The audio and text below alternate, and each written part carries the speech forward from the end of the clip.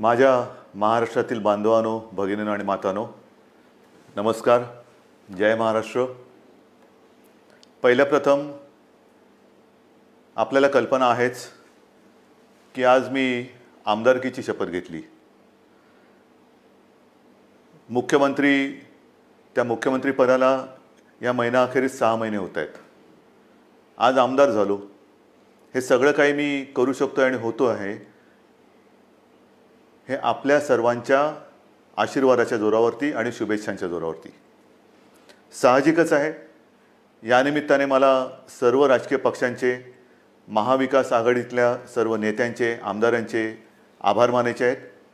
कारण एका अत्यंत कठीण अशा परिस्थितीत, म्हणजेच कोरोनाबरोबर चाललेल्या युद्धाच्या परिस्थितीमध्ये निवडणूक होऊ न देता हे सगळं काही बिनविरोधपणाने पार पाडायला सर्वांनी मदत केली. त्यांना सुद्धा मी सगळ्यांना धन्यवाद देतोय. आणि आता पुन्हा जे आपले गेले काही दिवस सुरू आहे त्या विषयावरती येतोच. 17 तारखेला पंतप्रधानांनी जो लॉकडाऊन जाहीर केला होता, दुसरा तिसरा, त्याची मुदत संपली आणि परत पुढचे 15 दिवस म्हणजे 31 मे पर्यंत संपूर्ण देश आणि साहजिकच आहे आपला महाराष्ट्रसुद्धा हा लॉकडाऊनमध्ये आहे. आता तुम्हाला कदाचित असं वाटायला लागलं असेल की मी आलो म्हणजे लॉकडाऊनच जाहीर करतोय.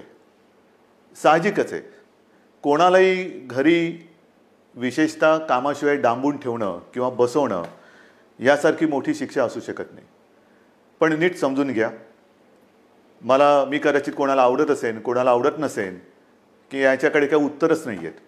हे लॉकडाऊन किती दिवस चालणार, किती काळ लॉकडाऊनमध्ये राहणार, याला काही उत्तर आहे की नाही, हा जो काही चक्रव्यूह आहे हा आपण भेदणार आहोत की नाही, उत्तर कोणाकडेच नाही आहे. जगामध्ये कोणाकडे उत्तर नाही आहे, आपल्या देशातसुद्धा कोणाकडे उत्तर नाही आहे. आणि हे आता सगळ्यांना माहिती झालेलं आहे की जेव्हा एखाद्या युद्धात, विशेषतः ह्या युद्धामध्ये, युद्ध हे नेहमी शस्त्रांनीच लढलं जातं. इकडे आपल्याकडे शस्त्र नाही आहे. एक फक्त अंतर ठेवणं, स्वतःची काळजी घेणं आणि युद्ध जिंकणं, म्हणजे फार विचित्र आहे असे युद्ध. एकतर्फी नक्कीच नाही आहे, कारण आपण पूर्ण ताकदीने युद्ध लढतो आहोत. पण लॉकडाऊन वाढवला का? काही अंशी बरोबर आहे, काही अंशी नक्कीच बरोबर आहे. आपल्याला सर्वांना कल्पना आहे की आजही देशात, विशेषतः महाराष्ट्रामध्ये रुग्णांची संख्या वाढते आहे. मुंबईमध्ये वाढते आहे, ठाणे परिसरात वाढते आहे, पुण्यामध्ये वाढते आहे, संभाजीनगरमध्ये आहे, नाशिकमध्ये, मालेगावमध्ये आहे. या ठिकाणी रुग्णांची संख्या वाढते आहे. आणि ही रुग्णांची वाढती संख्या बघितल्यानंतर साहजिकच आहे मनात प्रश्न निर्माण होऊ शकतो, मग आपण नेमकं करतो काय आहोत, आतापर्यंत आपण केलं काय?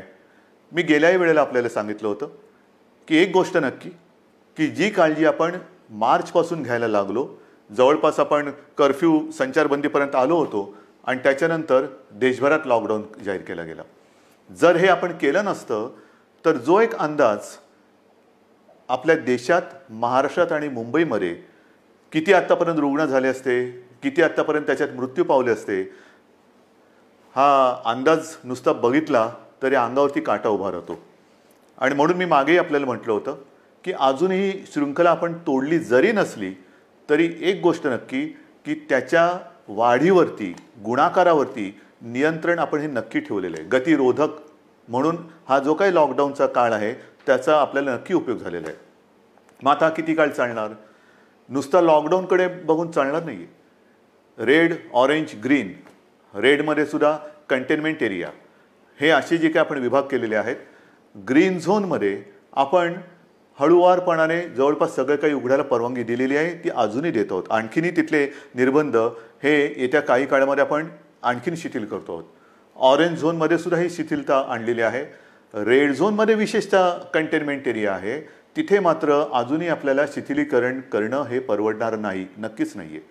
उद्योगधंद्याच्या बाबतीत काय आहे, मी मुद्दामून आज आपल्यासमोर थोडेसे आकडेवारी सांगणार आहे. काय काय झालेलं आहे, किती काय केलेलं आहे. पहिल्या प्रथम आरोग्यविषयक काय झालेलं आहे, नंतर उद्योगधंद्याच्या बाबतीत काय करतो आहोत. धंद्याच्या बाबतीमध्ये सुद्धा तुम्हाला मुद्दामून मला सांगायचं आहे की नुसतं लॉकडाऊन नाही वाढवत आहोत, आपल्याला ही तारेवरची कसरत करायची आहे आणि ती करतो आहोत. एका बाजूला सुरक्षित राहण्यासाठी लॉकडाऊन म्हणजे सगळं काही थोडक्यात बंद, आणि दुसऱ्या बाजूला हळुवारपणाने काही गोष्टी आपण उघडतो. आजपर्यंत राज्यामध्ये साधारणतः 50,000 उद्योग सुरू करायला आपण परवानगी दिलेली आहे. हा आजचा आकडा आहे.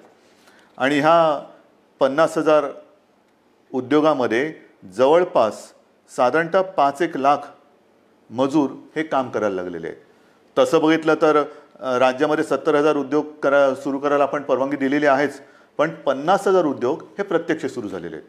आपल्याला कदाचित हा जो काय एक रेड झोनमधला बेल्ट आहे, म्हणजे मुंबई, पुणे आणि त्याच्या आजूबाजूचा परिसर, इथे जे आपण राहतो आहोत, किंबहुना उदाहरणतः संभाजीनगर असेल, ज्या महापालिका आहेत त्यांच्या परिसरामध्ये आपण हे निर्बंध जरा कडक ठेवलेले आहेत, म्हणून आपल्याला ते जाणवत नाही आहे. पण ह्या विभागामध्ये आपण उद्योगधंद्यांना परवानगी दिलेली आहेच, नक्की दिलेली आहे. हे करताना खास करून मला उद्योगांसाठी काही गोष्टी जाहीर करायच्या आहेत. कारण सगळीकडे आता एक ठप्प, म्हणजे ज्याला आपण म्हणतो ना, पॉजचं बटन दाबलं गेले. जगच असं पॉज झालेलं आहे. सगळं ठप्प, काहीच होत नाही आहे. इकडची गाडी तिकडे होत नाही आहे. असं वातावरण असताना उद्या जे काय आपल्याला एक भरारी घ्यायची, नक्की घ्यायची भरारी घेणारच, कोणत्याही परिस्थितीत घेणार. तिकडे अजिबात मागे पुढे बघणार नाही. खरं म्हटलं तर आपल्या सरकारला आता 6 महिने होत आहेत.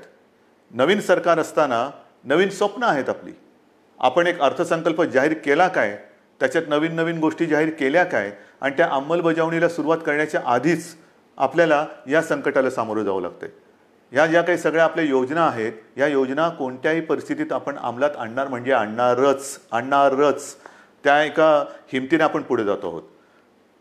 परंतु नवीन उद्योग येण्यासाठी एक वेगळी स्पर्धा आहे. कोण काय करतंय, कोण काय आणखीन सुविधा देते. महाराष्ट्रापुरतं बोलायचं झालं तर आज आपण महाराष्ट्रामध्ये जवळपास 40,000 एकरपेक्षा जास्त जमीन ही नवीन उद्योगधंद्यासाठी राखून ठेवत आहोत. 40,000 एकरपेक्षा जास्त. त्याचप्रमाणे नवीन उद्योजक जे येणार आहेत, नवीन उद्योग जे परदेशातून येतील, किंवा आपले काही उद्योजक आपले नवीन लोक काही नवीन उद्योग सुरू करू इच्छित असतील, ग्रीन इंडस्ट्रीज ज्याला आपण म्हणतो, म्हणजे प्रदूषण न करणाऱ्या इंडस्ट्रीज किंवा उद्योग, त्यांच्यासाठी सुरू करताना कोणत्याही अटीतटी त्यांना आपण ठेवणार नाही. परवानगीशिवाय तुम्ही उद्योग सुरू करा. फक्त अट एक, प्रदूषण करायचं नाही, अजिबात करायचं नाही. प्रदूषण करू नका, चला उद्योग सुरू करा, या आम्हाला पाहिजे. महाराष्ट्र तुमची वाट बघतोय. महाराष्ट्र हा नेहमी एक उद्योगशील आहे, सुधारणावादी आहे. म्हणून आपण नवीन जे उद्योजक येत आहेत त्यांच्यासाठी या अटीतटीचा सामना त्यांना करायला लागणार नाही, असं धोरण आपण बनवलेलं आहे. या नवीन उद्योजकांनो, या महाराष्ट्रामध्ये या. त्याचबरोबरीने साधारणतः पुढचे काही दिवस, म्हणजे असं म्हणतात की ह्या कोरोनानंतर जग बदललं जाणार आहे. नक्कीच बदललं जाईल. कदाचित हे नवीन उद्योजक येणार असतील, ते म्हणतील आम्ही येऊ इच्छितो, पण आम्हाला तुमच्याकडे जमीन विकत घ्यायला आत्ता आम्हाला परवडणार नाही. ठीक आहे, तुम्ही या, भाडेतत्वावरती जमीन तुम्हाला देतो, भाडेतत्वावरती जमीन देतो. या, तुम्हाला मूलभूत सुविधा असतील त्या तुम्हाला देतो. अटीतटीचा सामना तुम्हाला करावा लागणार नाही. पण या राज्यामध्ये नवीन उद्योग पर्व आपण सुरू करू. आणि त्याचबरोबरीने मला एक सांगायचं आहे की आत्तापर्यंत जिथे हे उद्योग आपण सुरू केलेत, आणि असं काही नाही आहे की रेड झोन म्हटल्यानंतर आता आयुष्य आपलं रेड झोनमध्ये जाणार आहे. नाही, आपल्यासमोर 2 मोठी आव्हानं आहेत, नक्कीच आहेत. एक म्हणजे जिथे या कोरोनाचा प्रादुर्भाव नाही असा ग्रीन झोन, तो ग्रीन झोन हा आपल्याला कोरोना विरहित ठेवायचा आहे. हे मोठं आव्हान आहे. तिकडे एक सुद्धा रुग्ण ग्रीन झोनमध्ये आपल्याला आता येऊ द्यायचं नाही. किंबहुना नवीन केस तिकडे आता आपल्याला तयार आपण काय असं घर बसल्या कोविड तयार करत नाही, पण होऊ द्यायची नाही आहे. त्याच्यामुळे ग्रीन झोन हा ग्रीन झोन म्हणून मेंटेन करणं, आणि रेड झोन जो आहे तो रेड झोन हा लवकरात लवकर ग्रीन झोनमध्ये त्याचं रूपांतर करणं. म्हणजे रेड झोनसुद्धा आपल्याला हळूहळू हा ग्रीन झोनमध्ये आणायचा आहे. आणि म्हणून जिथे जिथे ग्रीन झोनमध्ये आपण उद्योगधंद्यांना परवानगी दिलेली आहे, अनेक ठिकाणी आपण बघतो आहोत की कामगारांची आता उणीव आहे. कामगार हे बरेचसे परराज्यातले निघून गेलेले आहेत. मला खास करून माझ्या महाराष्ट्राच्या भूमिपुत्रांना सांगायचं आहे, जसं आजपर्यंत तुम्ही महाराष्ट्रासाठी, महाराष्ट्र सुरक्षित ठेवण्यासाठी सरकारचं ऐकलत, घरामध्ये राहा, सुरक्षित राहा, ही एक आपली त्याच्यातले एक घोषवाक्य होतं. आतापर्यंत तुम्ही घरात बसलात आणि महाराष्ट्र वाचवलात. आता जिथे जिथे ग्रीन झोन आहे, तुम्ही एका आत्मनिश्चयाने बाहेर पडलं पाहिजे की मी माझा महाराष्ट्र पुन्हा एकदा उभा करणार. मी जसा महाराष्ट्र वाचवलेला आहे, मी म्हणजे तुम्ही, मी एकटा नाही, तुम्ही. महाराष्ट्र आजपर्यंत आम्ही सुरक्षित ठेवला. या कोविडच्या प्रादुर्भावापासून हा जो ग्रीन झोन आहे तो सुरक्षित ठेवला. आता या ग्रीन झोनमध्ये जे उद्योग सुरू झालेले आहेत त्या उद्योगांना जर मनुष्यबळ कमी पडत असेल तर माझा महाराष्ट्र हा अगदी मोदीजींच्या भाषेत आत्मनिर्भर करण्यासाठी मी स्वतःहून आता पुढे येत आहे. या पुढे या. जे उद्योग आहेत, उद्योग सुरू झालेत, त्यातली ही संधी आहे. ही संधी तुम्ही घ्या. संधी वाया दौडू नका. या सगळेजण समोर या. उद्योग सुरू करू आपण. महाराष्ट्र उभा करू आपण. एक जगासमोर एक उदाहरण ठेवू की हा महाराष्ट्र खरंच लढवय्यांचा आहे. हा संकटाला भीत नाही. संकटामध्ये सुद्धा मर्दासारखा सामोर जातो. तो हा शिवरायाचा महाराष्ट्र आहे. म्हणून मला जे ग्रीन झोनमध्ये आहेत आणि जिथे जिथे उद्योगधंदे सुरू झालेत पण मनुष्यबळ कमी पडत असेल तिथे मला आज भूमिपुत्रांची गरज आहे. भूमिपुत्रांनो पुढे या. ही आपली भूमी आहे, आपला महाराष्ट्र आहे. पुढे येऊन आपला महाराष्ट्र हा आपल्या पायावरती आपण उभा करू. हा निश्चय फार महत्त्वाचा आहे. हे उद्योगधंद्याचं झाल्यानंतर महत्त्वाचा मुद्दा काय आहे की आरोग्यविषयक काय. कारण अजूनही जे काही जणांना असं वाटतंय की हे एक अशीच भीती आहे, फ्लू काय, सर्दी आहे, खोकला आहे, होतो जातो, आजपर्यंत काय कोणाला झालं नाही. झालं ना. पण विशेष म्हणजे आत्तापर्यंतचा जो फ्लूचा एक भाग आहे त्याच्यात सुद्धा जसं स्वाईन फ्लू एक आहे त्याला औषध आलेलं आहे. पण ह्या कोरोनावरती अजूनही औषध आलेलं नाही. तोच एक मोठा धोका आहे. मी उगाच तुम्हाला आकडे सांगून काय घाबरवण्याची माझी इच्छा नाही, अजिबात नाही आहे. तुम्हाला भीती घालण्यासाठी मी आलेलो नाही आहे. पण मुंबईमध्ये जेव्हा आपण सुरुवात केली त्यावेळेला जी परिस्थिती होती ती परिस्थिती बघितल्यानंतर आजची जी परिस्थिती आहे, आपण काय काय आरोग्य सुविधा केलेल्या आहेत. तुम्हाला कल्पना असेल, गेल्याही वेळेला मी बोललो होतो आणि आज संध्याकाळी मी जाऊन आलो. मी होतो, उपमुख्यमंत्री होते, बाळासाहेब थोरात होते, एकनाथ शिंदे होते, आदित्य पण होता बरोबर, आपले मुख्य सचिव होते, महापालिका आयुक्त होते आणि विशेष म्हणजे तिथे आपले आरे राजीव जे MMRDA म्हणजे मुंबईतली मेट्रोचं काम आता जे अत्यंत चांगल्या पद्धतीने पुढे नेत आहेत, त्यांनी गेल्या 10-12 दिवसामध्ये ही सुविधा मुंबईकरांसाठी तिकडे उभारलेली आहे. आज तिकडे जवळपास 1000 बेड्सचं एक चांगलं कोविड केअर सेंटर हे आपण उभं केलेलं आहे. येत्या 1-2 दिवसात त्याचा वापर सुरू होईल. मुंबईमध्ये ठिकठिकाणी, मी मुंबईपुरतं बोलतो, मुंबईमध्ये नंतरचं पुढचं मी बोलणारच आहे, पण मुंबईमध्ये ठिकठिकाणी म्हणजे असं बांद्रा कुर्ला कॉम्प्लेक्स संकुल आहे तिथे आणखीन 1000 बेड्स वाढवतो आहोत. गोरेगावचं एक्झिबिशन ग्राउंड आहे तिकडे वाढवतो आहोत. रेसकोर्सवरती त्या पार्किंगमध्ये होतं आहे. वरळीला डोममध्ये तर सुरू केलेलाच आहे. आणखीन 1-2-3 ठिकाणी मुलुंड चेक नाका आहे, ठाण्यामध्ये आहे. हे आता नुसतं कोविड केअर सेंटर म्हणून नाही राहणार. या सगळ्या जम्बो फॅसिलिटी ज्याला म्हणतो, या जम्बो फॅसिलिटीमध्ये जे आवश्यक लागतं ते तिकडे आपण करणार आहोत. म्हणजे विशेषतः सगळ्यांनाच काही व्हेंटिलेटरची आवश्यकता लागत नाही, पण अनेक जणांना ऑक्सिजनची आवश्यकता लागते. म्हणून ह्या सगळ्या सुविधांमध्ये ऑक्सिजनची सुविधा असणाऱ्या बेड्स हे आपण जास्तीत जास्त करतो आहोत. त्याचप्रमाणे काही ठिकाणी आपण अतिदक्षता विभागात म्हणजे ICU बेड्स हे सुद्धा उपलब्ध करत आहोत. ICU बेड्स म्हणजे हॉस्पिटलमध्ये तर आपण ते वाढवतोच आहोत, पण हॉस्पिटलच्या बाहेर ही जी काय आपण रुग्णसेवा किंवा सेंटर्स उभी करतो त्याच्यामध्ये सुद्धा ICU बेड्सची सोय आपण करतो आहोत. कदाचित ही काय अभिमानाची गोष्ट नाही, पण समाधानाची नक्की आहे की इतरत्र कुठेही नसेल अशी आरोग्य सुविधा आपण इथे निर्माण केलेली आहे आणि ती आरोग्य सुविधा आणखीन आपण पुढे वाढवत नेत आहोत. महाराष्ट्रामध्ये बोलायचं झालं तर महाराष्ट्रात आज मी आकडे घेऊनच बोलतोय, साधारणतः 1484 कोविड केअर सेंटर्स आहेत.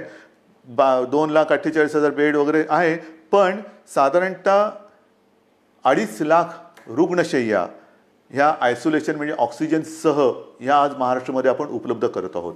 2.5 लाखाच्या आसपास.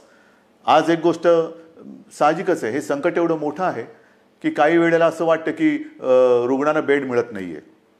याचं कारण रुग्णांची थोडीशी संख्या ही वाढती अशी वाटत असली तरी देखील आज आपण स्वयंपूर्ण होण्यासाठी किंबहुना पुढच्या महिन्यात साधारणतः किती रुग्ण होऊ शकतील ह्याची एक दक्षता घेऊन आपण हीही सुविधा वाढवत आहोत. डॉक्टर्स येत आहेत, नर्सेस येत आहेत. मध्यंतरी मी आपल्याला माहिती आहे कोविड योद्धा म्हणून सगळ्यांना एक आवाहन केलं होतं. त्याच्यातसुद्धा काही हजार लोक म्हणजे महिला पुरुष हे मदतीसाठी धावून आलेले आहेत. मला अजूनही पाहिजेत. ह्याचं कारण का? कारण नवीनसुद्धा जे आलेले आहेत ते आणि आत्ता आहेत ते, जसं गेल्या वेळेला मी आपल्याला बोललो होतो की पोलीस थकत आहेत, पोलीस आजारी पडत आहेत. काल परवा एका चांगल्या अधिकारीचा मृत्यू झालेला आहे. त्याच्यानंतर गडचिरोलीमध्ये नक्षलवाद्यांशी लढता लढता 2 पोलीस आपले तिकडे शहीद झालेले आहेत. हे सगळे ताणतणाव आहेत आणि ह्या ताणतणावामध्ये हे लोक आजारी पडण्याची वाट न बघता, मला तर कोणीच आजारी पडायला नको आहेत, आजारी पडण्याची वाट न बघता ह्यांना वेळोवेळी जर का आपण विश्रांती देत गेलो तर आपण सहजगत्या या संकटावरती मात करू शकू. म्हणून मला अजूनही कोविड योद्धा पाहिजेत. ज्यांची रुग्णसेवा करण्याची इच्छा आहे, तयारी आहे, त्यांनी सगळ्यांनी ह्या युद्धामध्ये स्वतःहून पुढे आलं पाहिजे. याचं कारण असं की आज देखील मुंबई असेल, ठाणा असेल, पुणे असेल, संभाजीनगर ह्या ज्या काही महापालिका आहेत तिकडे नाही म्हटलं तरी जो आपण कंटेनमेंट एरिया म्हणतो, म्हणजे जिथे एखादा रुग्ण सापडला तर त्याच्या आसपासचा काही परिसर आपण सील करतो. मग एक आपण साधारणतः शोध घेतो की याच्या अतिशय निकटच्या संपर्कात कोण आलेले आहेत, मग त्यांची चाचणी घेतो आणि त्याच्यानंतर आपण मग त्यांना क्वारंटाईनमध्ये किंवा लक्षणं जर असतील किंवा लक्षणं नसतील मग टेस्ट घेऊन त्यांना आपण आयसोलेशनमध्ये ठेवतो. किंबहुना जर लक्षणं असतील तर त्यांच्यावरती उपचार सुरू करतो. एका गोष्टीचं मला एक मुद्दाहून तुम्हाला मला आकडा द्यायचा आहे की आज आपण एक आकडा बघत असतो की महाराष्ट्रामध्ये किती रुग्ण आहेत, मुंबईमध्ये किती रुग्ण आहेत. महाराष्ट्राचा आकडा तुम्हाला माहिती आहे, मुंबईचाही तुम्हाला माहिती आहे, पण ह्याच्यामध्ये रोजचा वाढणारा आकडा आपण बघतो आहोत. त्यातून बरे होऊन घरी जाणारा आकडा आपल्या लक्षात येत नाही आहे. म्हणजे साधी गोष्ट आहे, जर का मुंबईपुरतं बोलायचं झालं तर साधारणतः मुंबईमध्ये आज 19,967 रुग्ण पॉझिटिव्ह आहेत. पण हा 19,500चा जो काय आकडा आहे त्याच्यामधले साधारणतः 5,000 रुग्ण हे बरे होऊन घरी पण गेलेले आहेत. म्हणजे 19,000 वजा 5,000 झाले. दुर्दैवाने काही मृत्युमुखी पडलेले आहेत. याचा अर्थ असा की लवकर जर का आले आणि व्यवस्थित त्यांच्यावरती उपचार केला गेला तर बरे होऊन घरी जाणारे रुग्णसुद्धा आहेत. काही रुग्ण तर मी मागेही आपल्याला बोललो होतो की 80% आसपास रुग्ण हे असेही आहेत की ज्यांच्या टेस्ट पॉझिटिव्ह येतात पण त्यांना कोणतीही लक्षणे दिसत नाहीत. असे रुग्णसुद्धा आहेत. तर ह्या सगळ्या गोष्टीचा विचार करून आपण आरोग्य सुविधा वाढवतो आहोत, ॲम्ब्युलन्सेस वाढवतो आहोत. संपूर्ण महाराष्ट्रभर जिथे जिथे आवश्यकता आहे तिथे तिथे आपण ह्या आरोग्याच्या सुविधा वाढवत आहोत. आणि एका बाजूला या आरोग्य सुविधा वाढवत असताना उद्योगधंद्यांच्या बाबतीत सुद्धा मी सांगितलं की 50,000च्या वरती उद्योगधंदे सुरू झालेले आहेत. म्हणजे असं काही नाही की सगळं काही ठप्प होऊन बसलेलं आहे. जे अनेक जण मला विचारतात की काय हो मग हे तुम्ही लॉकडाऊन उठवत नाही, किती काळ असं बसायचं. मगाशी मी तुमच्याशी बोलत होतो, ह्याच्यात काय आहे, नुसतं सर्दी खोकला ताप तर येईल, आणखीन काय होईल, फ्लू काय कोणाला होत नाही असं नाही आहे. जे गांभीर्य आहे ते या गोष्टीचं हेच आहे की जे गंभीरपणाने आजारी पडतात त्यांच्यावरती इलाज नाही आहे. आणि एक क्षण असं धरून चला की आपण लॉकडाऊन उठवून टाकतो लॉकडाऊन आजपासून, या सगळेजण इकडे तिकडे ये जा करा, काही करा. ही साथ जर का पसरली तर इतर देशामध्ये काय काय होते, ब्राझीलमध्ये काय झालं, ब्रिटनमध्ये काय झालं, अमेरिकेत काय चाललेलं आहे, इटलीमध्ये काय चाललेलं आहे, काय झालेलं आहे.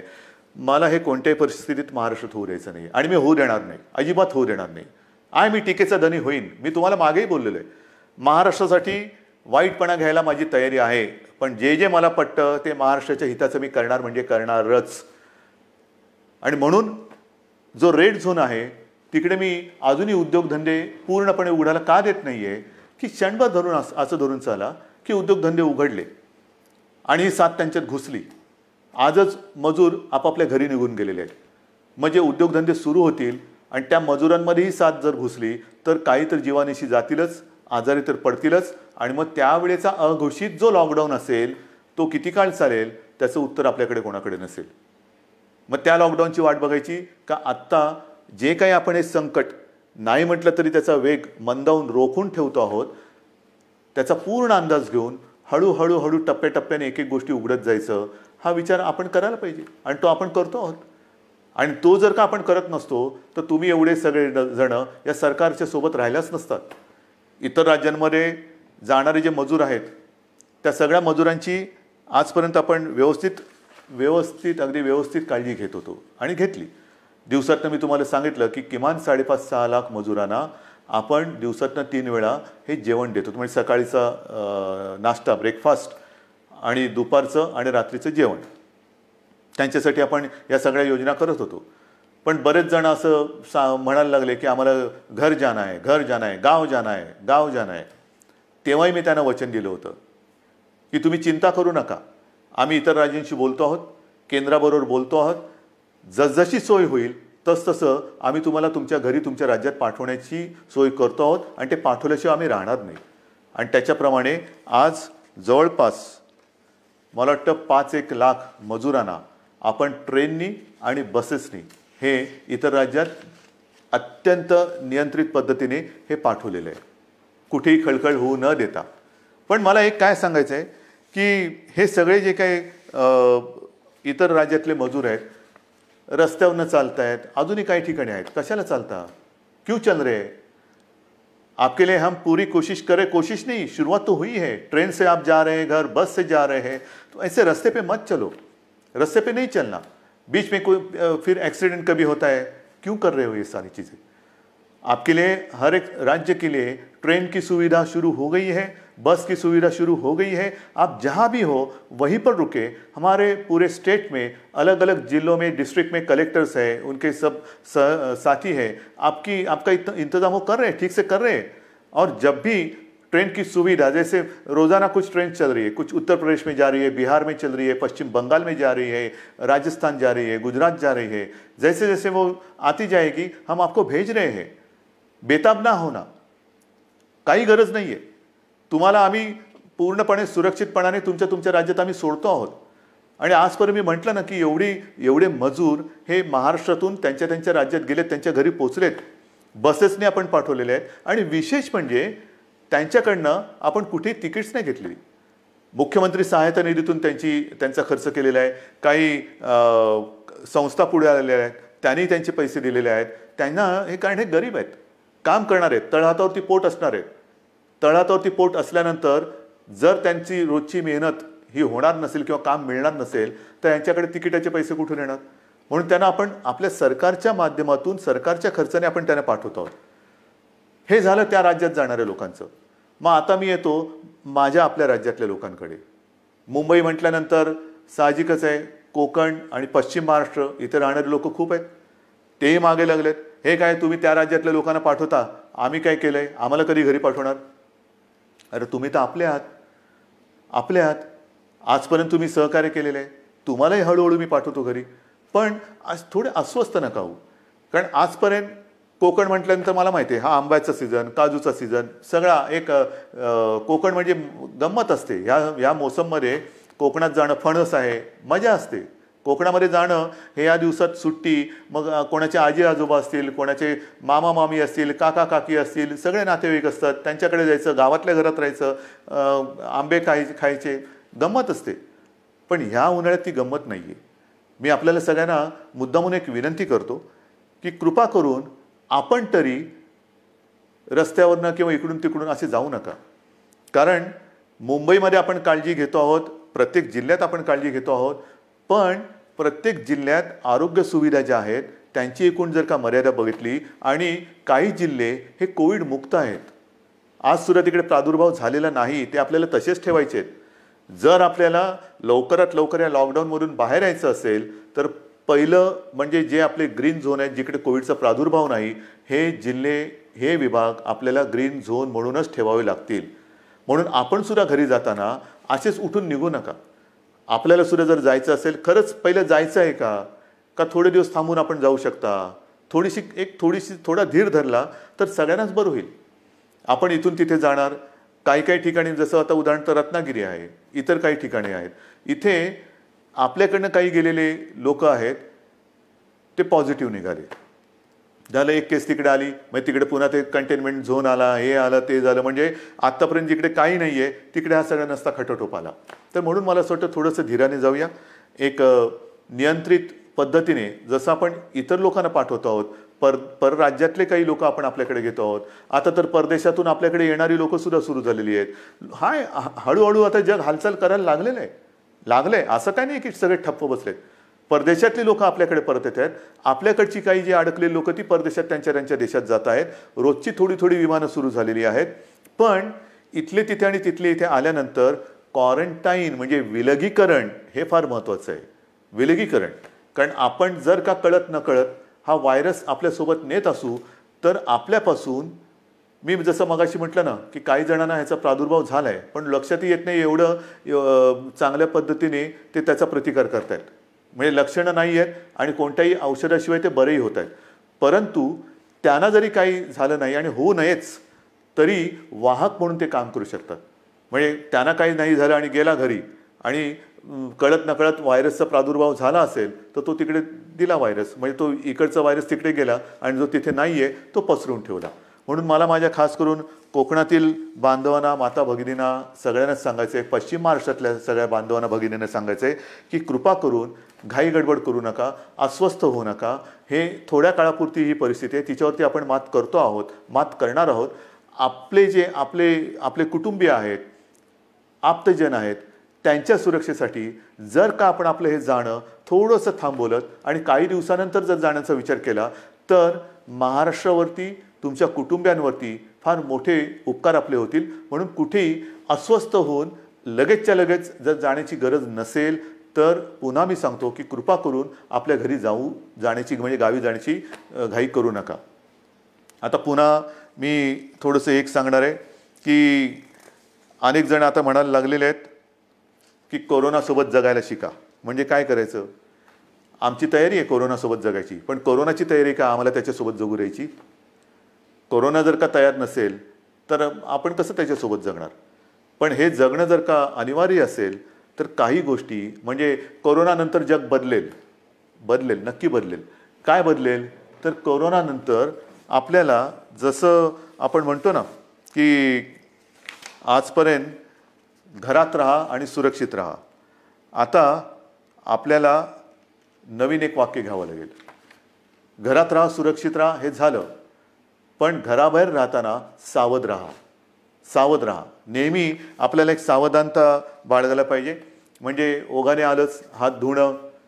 अनेक ठिकाणी मी असंच बघितलेलं आहे, कारण उन्हाळा आहे, घाम तर येतोच, मग आपण काय करतो, मास्क बाजूला करतो आणि हाताने रुमालाने तोंड पुसतो, बाजूला ठेवतो. तोच धोका आहे.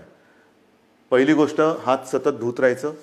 कारण नसताना किंबहुना शक्यतोवर तोंडाला, चेहऱ्याला हात लावायचाच नाही.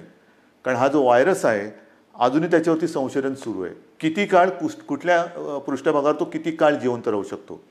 समजा एखाद्याच्या शिंकेतनं, खोकल्यातनं, बोलण्याच्या एका त्या तुषारातून तो कुठे पडला असेल, त्याला हात लागला आणि तो कळत नकळत पुन्हा आपल्या डोळ्याला लागला तर डोळ्यातनं तो शरीरात जाऊ शकतो, नाकाला लागला, तोंडाला लागला. म्हणून ह्या ज्या काही गोष्टी आहेत ह्या आपल्याला अशाच ठेवून पुढचे काही दिवस, काही महिने हे सावधतेने राहावंच लागेल. या सगळ्या ज्या गोष्टी मी तुम्हाला सांगतो आहे, या गोष्टी ह्या फार महत्त्वाच्या आहेत. इतके दिवस तुम्ही जी शिस्त पाळली ती शिस्त मला थोडी जास्त पाहिजे, कडक पाहिजे. कारण आज देखील जो कंटेनमेंट एरिया आहे किंवा रेड झोन आहे, कारण नसताना लोक बाहेर पडत आहेत. नका पडू. त्याच्यानंतर अजून देखील धार्मिक सण, उत्सव, धार्मिक जमाव यांना कुठेही परवानगी आपण दिलेली नाही, देऊ शकत नाही.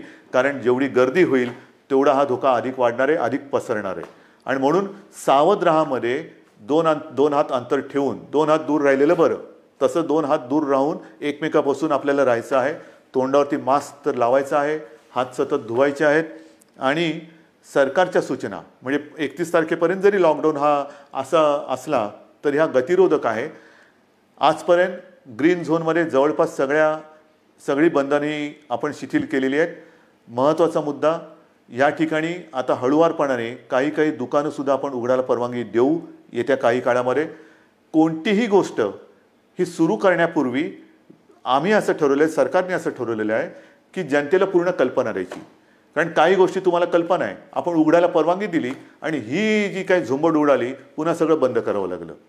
काही देशांमध्ये हेही झालेलं आहे की लॉकडाऊन उठवला झुंबड उडाली, साथ वाढल्यानंतर पुन्हा सगळं बंद करावं लागलं.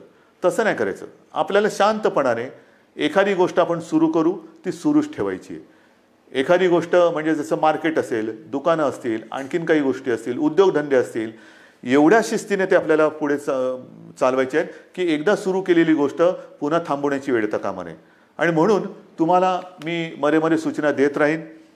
काही काही गोष्टी सुरू करण्यापूर्वी, जसं आता उदाहरणार्थ आज 18 तारीख गेली, जून महिना म्हणजे शैक्षणिक वर्ष सुरू होणार. अजूनही काही जणांच्या परीक्षा राहिलेल्या आहेत. परीक्षांचं काय करणार, शाळा कशा सुरू करणार, शैक्षणिक वर्ष सुरू कसं करणार, ऑनलाईन सुरू करणार का प्रत्यक्ष शाळा सुरू करणार, हे सगळे मोठे विषय आहेत. मोठे विषय आहेत.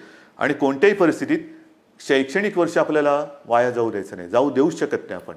शाळा कशा सुरू करायच्या, त्याच्यात खबरदारी काय घ्यायची, शिक्षण कसं सुरू करायचं, शाळा कॉलेजेस आली, ॲडमिशन्स आल्या, कशा करायच्या, कुठे आपण काय करू शकतो, याही विषयी आपला विचार सुरू आहे. आणि माझी तर इच्छा अशी आहे की हे जे संकट आहे हे कोणत्याही परिस्थितीत आपल्याला पावसाळ्यापूर्वी संपवायचं आहे. पावसाळ्यापूर्वी हे संपवायलाच लागेल. कारण जून महिना सुरू झाल्यानंतर शाळा कॉलेजेस यांचे प्रवेश, त्यांची शैक्षणिक वर्ष हे सगळं सुरू करावं लागतं आहे.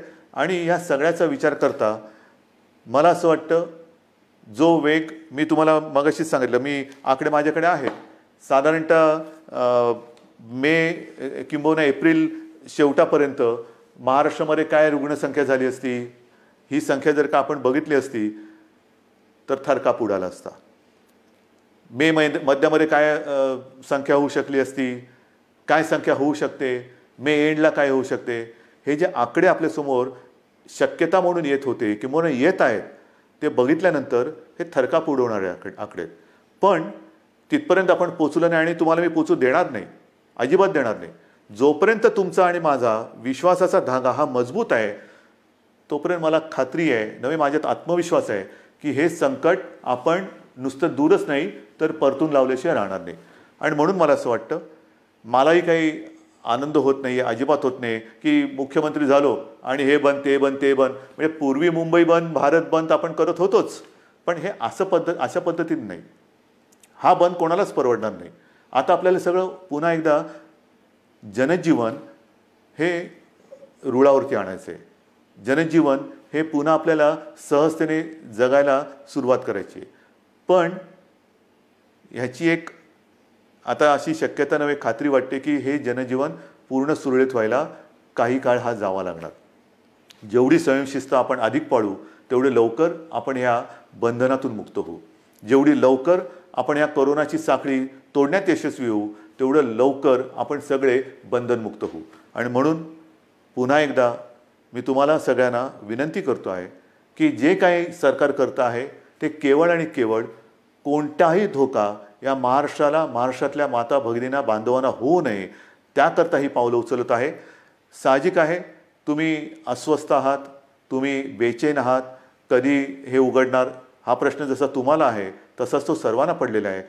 पण जे काही करतो आहे ते केवळ आणि केवळ आपल्या सर्वांच्या हितासाठी करतो आहे. आजपर्यंत जसं तुम्ही सरकारला सहकार्य केलं तसंच सहकार्य याही पुढील काळात कराल अशी खात्री बाळगतो. आणि लवकरात लवकर ही साखळी तोडून आपण बंधनमुक्त होऊ ही आशा बाळगतो. जय हिंद, जय महाराष्ट्र.